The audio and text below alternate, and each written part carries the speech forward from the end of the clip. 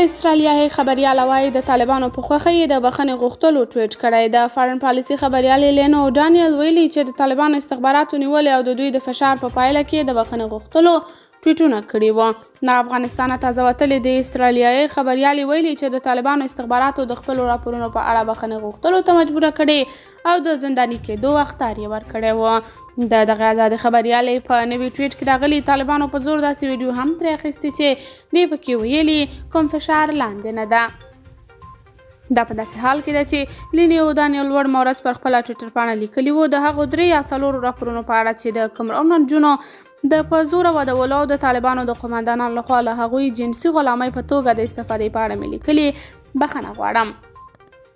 د طالبانو د حکومت ویاند ذبیح الله مجاهد بیا وایي چې هغه د استخباراتو وګړې وه او بیا به تر ابده افغانستان ته رانشي.